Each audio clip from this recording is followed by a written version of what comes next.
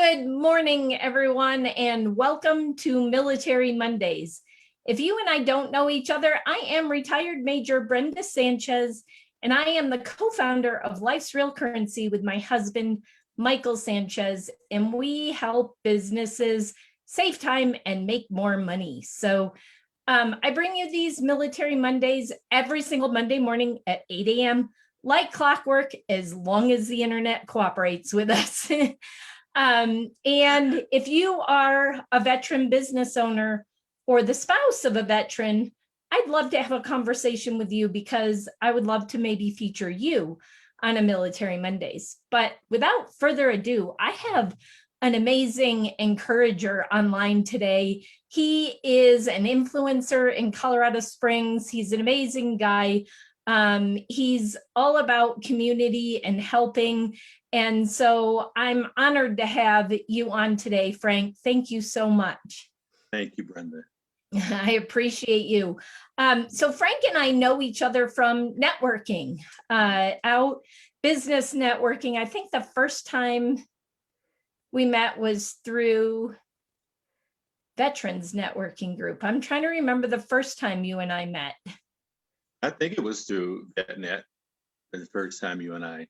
We kind of are out networking a lot, both of us. So I'm not really sure where the first time was, but we are big networkers here in Colorado Springs. And Frank, if you watch him on Facebook, you're going to see he does similar to what I do, but he's always given a shout out to businesses and doing business interviews. So with that, Frank, thank you for being on. What is, this is Military Mondays. So tell us a little bit about your military background, and then we'll get into what you're doing today. All righty. I spent 8 years in the Air Force, went in when I was 18 years old, fresh out of high school, and 3 duty assignments, Peterson, Pope Air Force Base, and Kadena Air Base, Okinawa, Japan. I was a tech sergeant when I left after 8 years, and I was the fuels management was my career field. I spent 6 of my 8 years doing accounting. So accounting and administration, NCOIC, of the accounting and administration function, and a couple of years on the flight line refueling aircraft as well. Awesome. That sounds like it might have been fun. Well, it was fun. It was. I point to my military career, I tell you, even though short-lived, as really the foundation of my becoming a man, because I certainly was not a man when I went into the military, that's for sure. So let's expand on that, because we may have people that are watching that may be considering joining the military. So why did you choose to go into the Air Force? Is there a family background, or what was it that made you decide I'm going to go join the service? Well, I grew up in abject poverty in the South in North Carolina, and I didn't see very many prospects for growth in my life there. So it was, for me, the military was an escape. So the reason I chose the Air Force over other branches, because I live right next to Fort Bragg, the Army base, and every morning you would get up to another news story of an Army guy getting in trouble or whatever. And I thought, well, that doesn't look like the path for me. So the Air Force, I chose that because that other one didn't look very appetizing. I like the choice you made. Obviously, we're both Air Force. I love the Air Force. So when you got out, what'd you do when you got out, Frank? That's another chapter of my life. I came back to Colorado Springs on a whim and became a homeless guy in the streets here in Colorado Springs. And my military career ended unceremoniously because of alcoholism and other things in my life. So I really didn't have a high opinion of myself. So I kind of drifted into homelessness and spent several months out in Acacia Park here in Colorado Springs. And I happen to know your story, but my audience doesn't know your story. So, being homeless in Acacia Park, what was it that got you out of being homeless and doing the amazing things you're doing today? Well, someone, and this is what I call the amazing factor of one, and that every one of us has a responsibility to humanity. Because this guy had noticed me in the park was for quite a number of months as he went through walking to work, and one day got up the courage to stop by and ask me to tell my story to him. I did, and he took me home with him. And 1 year from sleeping underneath a bush in Acacia Park, I became the chief of the Fuels Management Division for Raytheon at the Air Force Academy. That, So, yeah, that's an amazing story. And you went on to, you serve that community, the homeless community and the broken. That's why you have Dream Again, because of your past experiences. But talk a little bit more about after when you became a Fuels, because I'm not sure where it was in there, but you also became a pastor, right? I did. The young man that took me home with him was also a Christian and led me into my faith. At the same time, I was 26 years old at this time, and several years into becoming a pastor, I went back to Bible college and became a pastor here in the local Colorado Springs for just a couple of years. And I believe that that's really was God's calling. I still believe this today, not for pulpit ministry, but reaching people with his love. And that's really what infused that into my heart.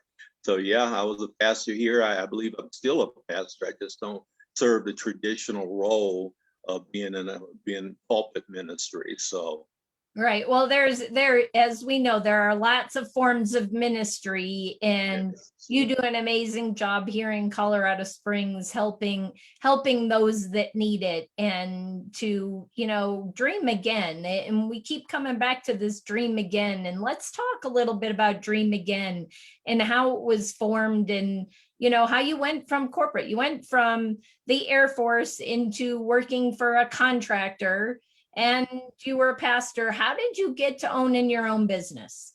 well, after that, I went to work for a company called Deluxe. Everyone remembers the red and black boxes, the check company, where I worked in leadership development and interpersonal communications and diversity. So I traveled around the nation teaching these principles and platforms, and that became really kind of a touch point for me of things that I love to do. I love to teach, I love to instruct and facilitate and those types of things. So that planted the seed in me. As my children, all three became adults, they moved into executive positions themselves. All three are executives in Denver right now. So they really inspired Dream Again, because what I saw, I said, what's the common denominator behind my children? Even though I can't take the credit for all their success, it's not coincidental that three kids reached those heights in one family. So they inspired me to think, you know what my place on earth is to help entrepreneurs, whether young or old, find traction and find their place on earth. And if it's in the business arena, then we're going to help uncover that so that they can see more clearly their direction and have more joy in the journey. So that was the genesis for Dream Again Business Consulting. That's really cool that you saw something, you saw all three of your kids achieve greatness in their life, in their careers, and to take that and then find a thread in what it was, that's pretty cool. And to be able to do that then for others. So let's talk about, because you made sure when I put CEO out there, there are CEOs out there in air quotes. Yeah. but really, Frank, you are a chief encouragement officer. I know many Facebook groups that you're in, that you're always out there and encouraging people and putting positive out in the world. So let's talk a little bit about that and why you think that is so important with dreaming again. Well, quite frankly, yeah, we have a Facebook group. I'll give it a shout out this morning because you can't do any advertising or business on it, called the Be Encouraged group. Today we hit 40,000 members. Nice. Thank you. In 110 nations in every state in the union. So we're so excited about that as we're encouraging the world. And the reason we think encouragement is so important because Brenda Sanchez would never walk up to Frank Sinclair and say, you know what, my business, my space, I'm so encouraged by that I'm quitting. Or you wouldn't walk up to me and say, you know, Frank, Michael and I are so encouraged by our marriage, we're divorcing. No one would ever say those things. So encouragement becomes a foundational principle for us living life. Encourage people do life well. Discourage people do life miserably. So we want to create a space in people's lives where they find touch points that encourage them throughout the day to help them navigate life, navigate business, navigate their space so that they can do it to the best of their abilities. That's amazing. I love it. You talk about encouragement. I like to talk about gratitude because I think gratitude puts you into an encouraging mood. It lifts you up. So I love that we both we just say different words, but we're talking about the same thing. And I think it's a critical piece to success in life, because if you don't look at what's going right and you're always looking at what's going wrong, you end up spiraling downward. And we don't want that for people. We want everybody to succeed and to be happy. So people who are getting ready to retire or get out of the service, because maybe they're not going to retire, maybe they've just decided that they've been in 6 or 8 years and I can't go another 12. I'm done. And they're trying to consider what they're going to do when they get out. Hopefully, they're planning 3 to 5 years out. If you're not, and you're planning on getting out soon, you need to get connected with a Frank Sinclair or myself or a veteran networking group and let us help you. But what words of encouragement would you have for them, or what pieces of advice would you have for those that are getting ready to get out? Well, first of all, I would say, as Brenda said, try to give as much leeway as you can for your exit. And when you do that, start to financially prepare yourself for that. If it's entrepreneurship, make sure you have at least a year's worth of finances available for you so you can navigate a year without sweating, keeping a roof over your head and all the essentials of life. Even if you're transitioning into another company, still have those financials in place where that takes that stress factor away from you, where you can really show up as your best self. Secondly, find people that can really pour into you who've done this, who, as Brenda was talking about herself, myself, other people, so many resources in this city that have walked that walk and say, mentor me through this process, be a go-to for me so that I can navigate and uncover what it is that I am supposed to do post-military. Because, the fact of the matter is, when you spend a long time in the military, it's very different out here in the civilian sector, and trying to flip becomes an incredible challenge. Your self-esteem takes a hit, your self-worth, your identity, the reason for being, all of those things as you navigate that and walk that very difficult process of transitioning. We're out here to help you, particularly in Colorado Springs. We are your people. Yes, we are. So those are words of encouragement for people getting out. And I heard you say a few things that it can be discouraging because at any transition, I don't care if you're in the civilian workforce transferring to another civilian job or transferring into retirement, that transition is tough. But what do you think, because early on you said in the interview, you said that your Air Force career really gave you the basis of your life today and set you on the right track, gave you the right foundation. What are those skills that you think you learned in the service that put you on that good foundation? Discipline, self-discipline, teamwork, camaraderie, being able to look for things that we connect with instead of things that divide. You know, we live in a real world of division. I think military people are really set apart. And from that standpoint, because we work with all kinds of people in the military.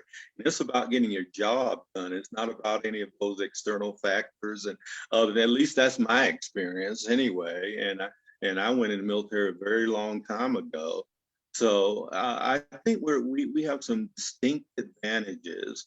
Focus, trying to find something that's bigger than ourselves is another touch point for a military person, because our entire military career was trying to achieve something that was much grander than us. And civilians have a hard time finding that.